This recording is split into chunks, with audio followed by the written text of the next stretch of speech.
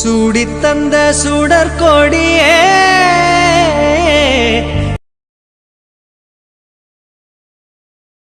MK பக்கத்துல இல்ல, அவன் என்ன செஞ்சிருவாங்கிற தைரியத்துல தானே என் வீட்டுக்குள்ள நீ நுழைஞ்ச.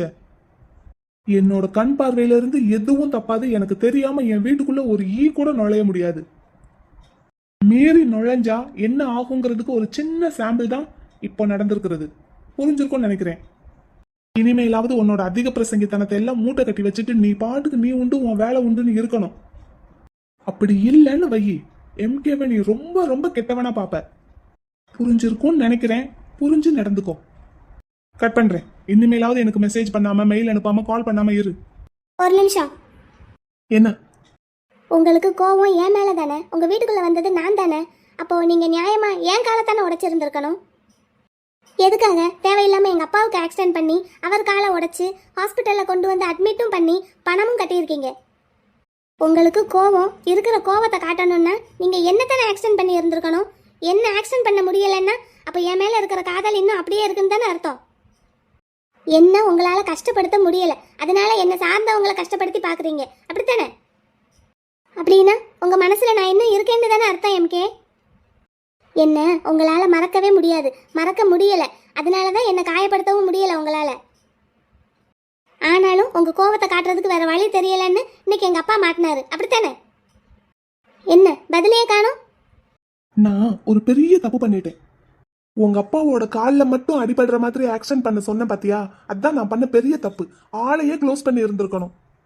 நான் அப்படி பண்ணி இருந்தா இந்நேரம் நீ இப்படி என்கிட்ட பேசிட்டு இருக்க மாட்டேல. ஹே லுக், நமக்குள்ள இருந்த லவ் சாப்டர் க்ளோஸ் ஆயிடுச்சு. அதை நீ மறுபடியும் கண்டினியூ பண்ணணும்னு பார்க்காத. உன்னையும் உன் சம்பந்தப்பட்ட ஞாபகங்கள் எல்லாத்தையும் மொத்தமா தலை முழுகிட்டு தான் நான் இங்க வந்திருக்கேன். நீங்க பொய் சொல்றீங்க எம்கே. என்ன உங்களால அவ்வளவு சீக்கிரத்துல மறக்க முடியாது. மறந்துட்டேன். உன் சம்பந்தப்பட்ட ஒரு சின்ன பொருள் கூட என்கிட்ட இல்ல. அதே மாதிரி உன்னோட நினைப்பு ஒரு துளி கூட என் மனசுல இல்ல. நான் நம்பவே மாட்டேன். நீங்க இங்க இருந்தா என்ன பார்த்து பார்த்து உங்க கோவமெல்லாம் குறைஞ்சிரும். உங்க கோவத்தை குறையவே விடக்கூடாதுங்கிறதுக்காக, உங்க கோவத்தை இழுத்து பிடிச்சு வச்சுக்கிட்டே இருக்கணுங்கிறதுக்காகத்தான் நீங்க என்னை விட்டு அங்க போய் இருக்கீங்க. உங்களுக்கு ஒரு பழக்கம் இருக்கு எம்கே. நீங்க எங்க இருந்து எப்ப எனக்கு ஃபோன் பண்ணாலும் என் போட்டோவை கையில வச்சுக்கிட்டு அதை பார்த்துக்கிட்டே தான் என்கிட்ட பேசுவீங்க. நீங்க இன்னும் என்ன மறக்கலங்கிறது உண்மைன்னா, நம்ம காதல் இன்னும் உயிரோட இருக்குங்கிறது உண்மைன்னா, இப்ப கூட நீங்க என் போட்டோவை பார்த்துக்கிட்டே தான் என்கிட்ட பேசிக்கிட்டு இருப்பீங்க. அந்த போட்டோ சொல்லும் உங்களுக்கு உங்களோட காதலை பத்தி, உங்க மனசுல நான் என்ன இருக்கேங்கிறத பத்தி. வச்சிடுறேன்.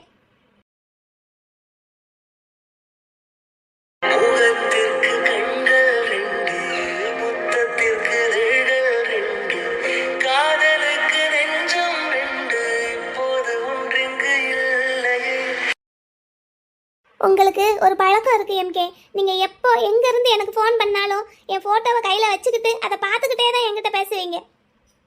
நீங்க என் மேல வச்சிருக்கிற காதல் உண்மைன்னா, நம்ம காதல் இன்னும் உயிரோட இருக்குங்கிறது உண்மைன்னா, இப்ப கூட நீங்க என் போட்டோவை பார்த்துக்கிட்டே தான் என்கிட்ட பேசிக்கிட்டு இருப்பீங்க. அது சொல்லும் உங்களுக்கு உங்களை பத்தி.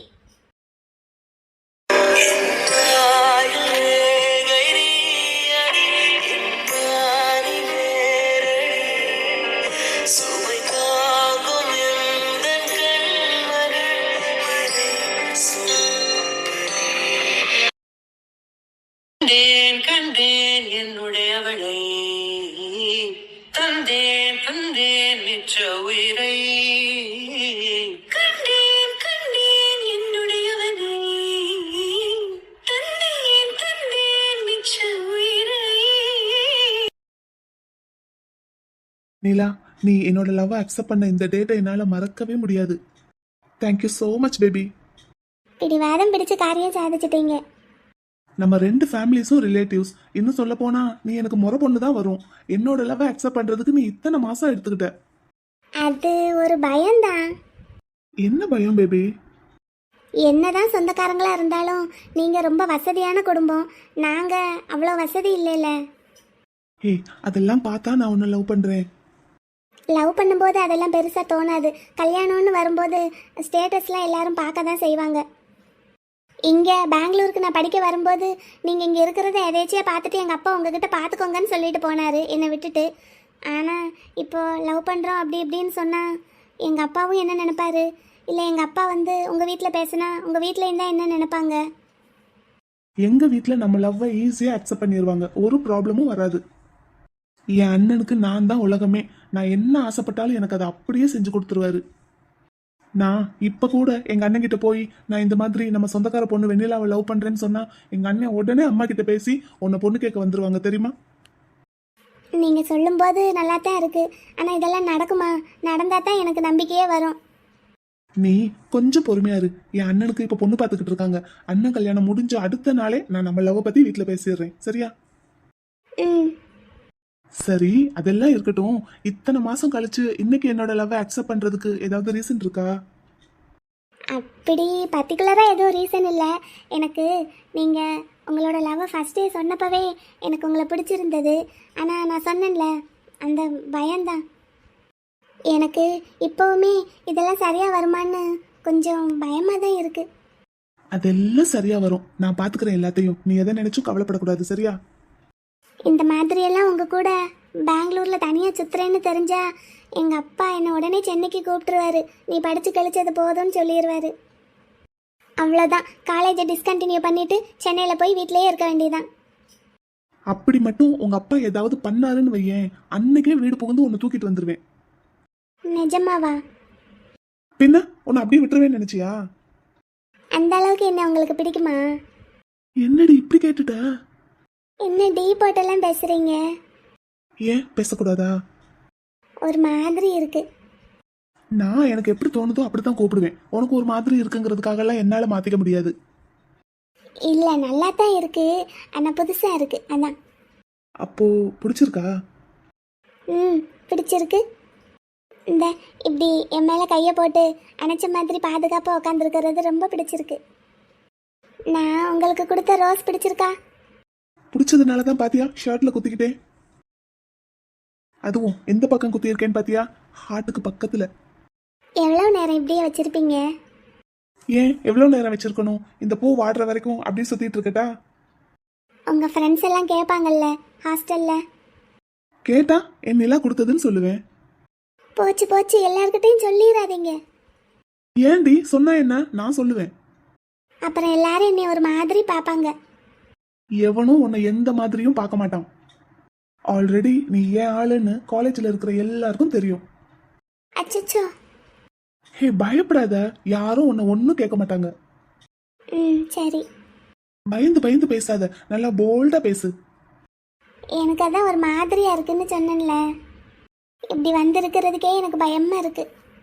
இப்படியே பயந்துகிட்டே இருந்தேன்னு வையேன், நாளைக்கே உனக்கு தாலியை கட்டி வீட்டுக்கு கூட்டிட்டு போயிருவேன். ஐயோ, என்ன ஐயோ? அப்படியெல்லாம் பண்ணிடாதீங்க, என்னை வீட்டுக்குள்ளேயே சேர்க்க மாட்டாங்க.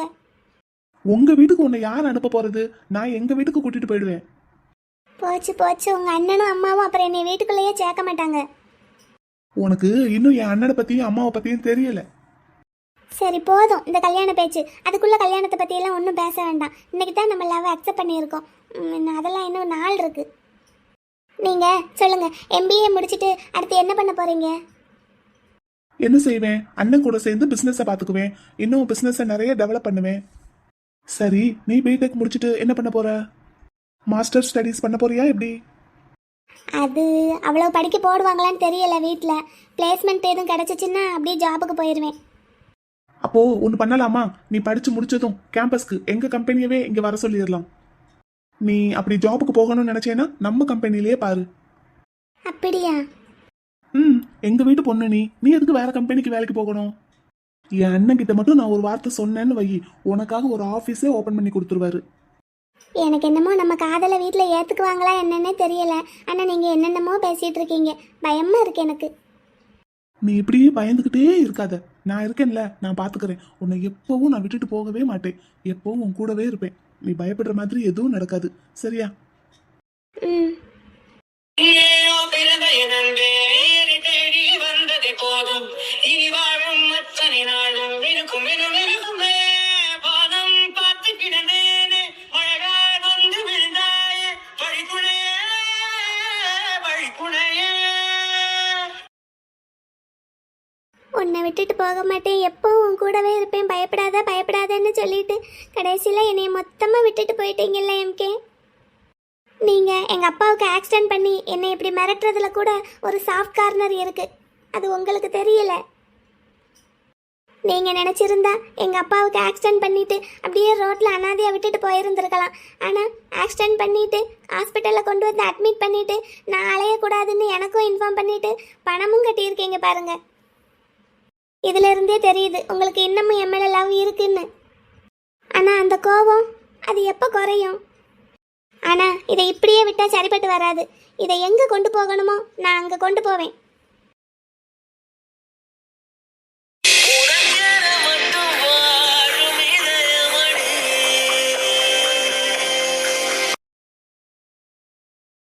உயிருள்ள வரை நான் உன் அடிமையடி. இப்ப குட்டி பிள்ளைக்கு தூங்கி எந்திரிச்சதும் கண்ணாடி எடுத்து யார் கையில கொடுத்தாங்க? ஆத்திப்பா. இப்போ காலங்காத்தால வாக்கா குட்டி கூலிங் கிளாஸ் மாட்டிக்கிட்டு எங்க போக போறீங்க? பாட்டியும் நானும் கீரை வாங்க போனோம். கீரை வாங்க போனீங்களா? கீரைக்கார பாட்டி தான் தெருவுக்கே வருவாங்களே. தெருவுல போய் வாங்கணும்பா. அதுக்கு தான் தம்பி கூலிங் கிளாஸ் போட்டான். ரைட். வீட்டுக்குள்ள இருந்து வாசலுக்கு போறதுக்கு குட்டி பிள்ளைக்கு கூலிங் கிளாஸா? ஸ்டைல்ப்பா. ஸ்டைலாப்பா? சரிதான்ப்பா. பேப்பர்கார மாமா வந்துட்டாராப்பா இன்னைக்கு? ஆமாப்பா, பாட்டி வாங்கி வச்சாங்க. அப்பா கண்ணை மூடிக்கிட்டு இப்படியே உட்கார்ந்து இருந்தீங்கல்லப்பா, அப்பம் போதே அந்த மாமா வந்துட்டு போயிட்டாங்க. கண்ணை மூடிக்கிட்டே உட்கார்ந்துருந்தனா? அப்பா யோகா பண்ணேன்டா தங்கம். யோகா. எஸ், யோகா. பேப்பர் வந்துருச்சியா? வந்துருச்சாமா? கொடுங்க. குட்டி தங்கம் வர்றீங்களா? குளிக்கலாமா? குளிக்கலாம் பாட்டி. பால் குடிச்ச டம்ளர் எங்கயா கண்ணு? வாகா டம்ளர அங்க உள்ள குழாய் இருக்குல்ல பாட்டி, அங்க கொண்டு வந்து போட்டுட்டேன் பாட்டி. என் தங்க பிள்ளை கொண்டு போய் அங்க போட்டுருச்சா டம்ளர? ஆமா பாட்டி. சமத்து குட்டி. மாமா. ஐயோ. வெண்ணிலா வாங்கம்மா, உட்காருங்க வாங்க. நான் உட்கார்றதுக்கு வரல மாமா.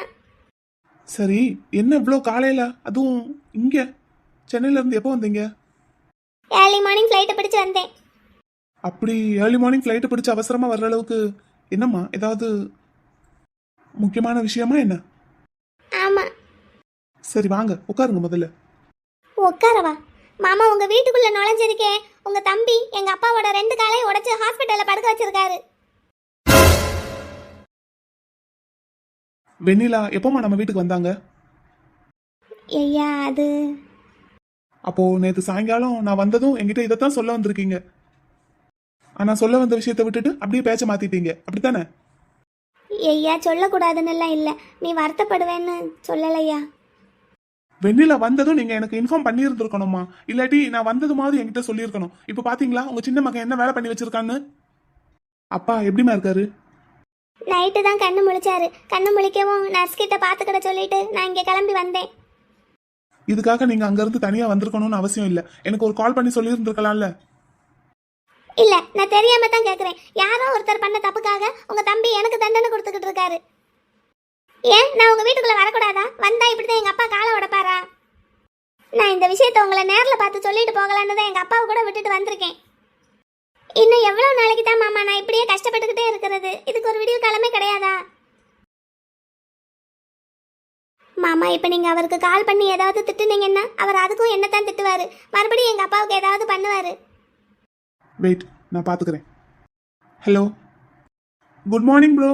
காலங்காத்தாலே வந்து நிக்கிறாளா? டேய், உன் மனசுல என்னடா நினைச்சிட்டு இருக்க? சத்தியமா அவளை நினைக்கலன்னு சொல்லு ப்ரோ. டேய், யார்கிட்ட பேசிட்டு இருக்கேன்னு தெரியுதா உனக்கு? Sorry bro. என்ன உன் மனசுல என்ன நினைச்சிட்டு இருக்க? ஒரு உயிர்னா உனக்கு அவ்வளவு மதிப்பு குறைவா போச்சா? இன்னும் எவ்வளவு தாண்டா அந்த பொண்ணுக்கு கஷ்டத்தை கொடுப்ப? இதுக்கு தான் இந்த பொண்ணை நீ துரத்தி துரத்தி காதலிச்சியா? இப்ப என்ன ப்ரோ, அவங்க அப்பனை நான் உயிரோட விட்டு வச்சதுதான் தப்பு. ஒரு ஐடியா க்ளோஸ் பண்ணி இருந்திருக்கணும். டேய் சாரி ப்ரோ. இங்க பாருடா தம்பி, உனக்கு பிடிக்கலன்னா அந்த பொண்ணு கிட்ட இருந்து விலகிரு. அதுக்காக அந்த பொண்ணை போட்டு இப்படி கஷ்டப்படுத்திட்டு இருக்காத. நான் அவளை விட்டு விலகி இருக்கணும்னு தான் ப்ரோ இவ்வளவு தூரமா வந்து இருக்கேன். அவ திரும்ப திரும்ப எனக்கு மெயில் பண்ணி மெசேஜ் பண்ணி கால் பண்ணி டார்ச்சர் பண்ணிட்டு இருக்கா. அதை செய்யாதன்னு சொன்னதுக்கு நம்ம வீட்டுக்குள்ளேயே வந்திருக்கா. அவளுக்கு எவ்வளவு துணிச்சல் இருக்கும். அதான் எம்கேனா யாருன்னு காட்டினேன். இவ்வளவு பண்ணியும் அவளுக்கு கொழுப்பு அடங்கல பாரு. மறுபடியும் நம்ம வீட்டுக்குள்ள வந்து நிக்கிறான்னா அப்போ அவளுக்கு கொடுத்தது பத்தலன்னு அர்த்தம். இங்க பாருடா தம்பி, உனக்கும் இந்த பொண்ணுக்கும் பிரச்சனைன்னா உன் கோவத்தை இந்த பொண்ணு கிட்ட காட்டு. நீங்க 2 பேரும் சண்டை போட்டுக்கோங்க, பேசிக்கோங்க, உங்க பிரச்சனையை தீர்த்துக்கோங்க. அதுக்காக ஒரு வயசான மனுஷனை போய் இந்த மாதிரி பண்ணிருக்க? ஏன் தம்பியாடா நீ? உன் தம்பி தான் ப்ரோ. அதுக்காக உன்ன மாதிரி எல்லாம் எல்லாரையும் மன்னிச்சு விட என்னால முடியாது. முக்கியமா இவளை. நீ இப்படியே எல்லாரையும் மன்னிச்சு விட்டுக்கிட்டே இருந்தேன்னு வை, எல்லாரும் உன் தலைமையில ஏறி உட்காருவாங்க. போதும் ப்ரோ, ஒரு தடவை நம்ம பட்டதே நம்ம லைஃபுக்கும் போதும். இன்னொரு தடவை எந்த பொண்ணும் நம்ம வீட்டுக்குள்ள நுழைய வேண்டாம். முதல்ல அவளை வெளியே அனுப்பு. நீ சொல்ல மாட்ட, நீ லவுட் ஸ்பீக்கர்ல போடு, அவளை நான் வெளியே அனுப்புறேன். நான் பேசுறதே அவளுக்கு இந்நேரம் கேட்டுட்டு தான் இருக்கும்னு நினைக்கிறேன். பக்கத்துல தானே நிக்கிறா. வெண்ணிலா, வெளியே போடு என் வீட்டை விட்டு. போதும், நாங்க பட்ட கஷ்டம் எல்லாம் போதும். இனிமேல் எந்த கஷ்டமும் படுறதுக்கு எங்களுக்கு தெம்பு இல்ல. வெளியே போ முதல்ல. எங்க அண்ணனுக்கு வேணா எல்லாத்தையும் மறக்கிறதுக்கும் மன்னிக்கிறதுக்கும் மனசு இருக்கலாம், ஆனா எனக்கெல்லாம் கிடையாது. நீ இப்ப வெளியே போகலன்னு வை, நீ திரும்ப சென்னைக்கு போறதுக்குள்ள உங்க அப்பா உயிரோட இருக்க மாட்டாரு. பாருங்க மாமா எப்படி பேசுறாருன்னு. உன்னை வெளியே போக சொன்னேன், போடி முதல்ல. இல்லன்னு வை, அடுத்த 5வது நிமிஷம் உங்க அப்பா அட்மிட் ஆயிருக்கிற ஹாஸ்பிட்டல்ல இருந்து உனக்கு கால் வரும். மரியாதையை வெளியே போயிடு. நாங்க அசிங்கப்பட்டது அவமானப்பட்டது எல்லாம் போதும். இப்ப நீ வெளியே போறியா இல்லையாடி? நான் போயிடுறேன் மாமா. உங்ககிட்ட இந்த விஷயத்த சொல்லிட்டு போகலான்னு தான் வந்தேன். கிளம்புறேன். போயிட்டாளா? போய் தொலையட்டும், அப்படியே போய் ஒளியட்டும். பாரு ப்ரோ, திரும்பவும் நம்ம ஏமாந்துடக்கூடாது. போதும் நம்ம பட்டதெல்லாம். நீ கொஞ்சம் டென்ஷன் எதுவும் ஆயிடாத, ரிலாக்ஸா இரு. நான் அப்புறமா கால் பண்றேன். வச்சிடுறேன் ப்ரோ. ஐயா,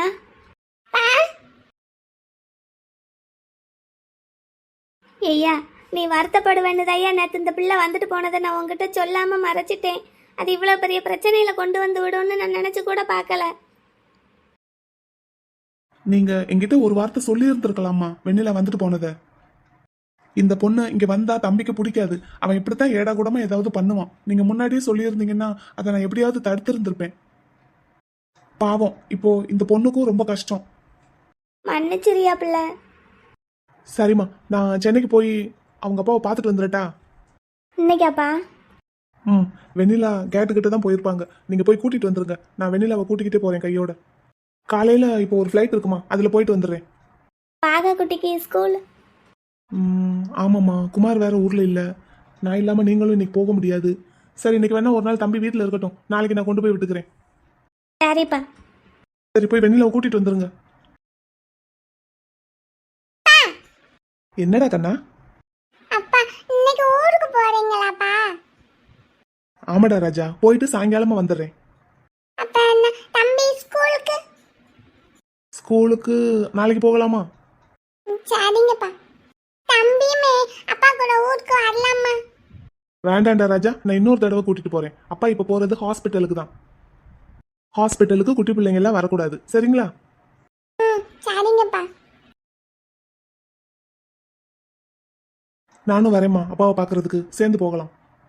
அதுக்கு வேற உங்க தம்பி ஏதாவது சொல்லுவாரு. நான் பாத்துக்கிறேன், நீங்க உள்ள போய் சாப்பிடுங்க. ஒரு 10 மினிட்ஸ் மட்டும் எனக்கு டைம் கொடுங்க, நான் ரெடி ஆயிட்டு வந்துடுறேன்.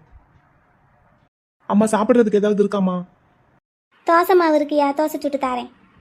அப்போ கூட்டிட்டு போங்கம்மா. வெண்ணிலா வா. போங்கம்மா போங்க.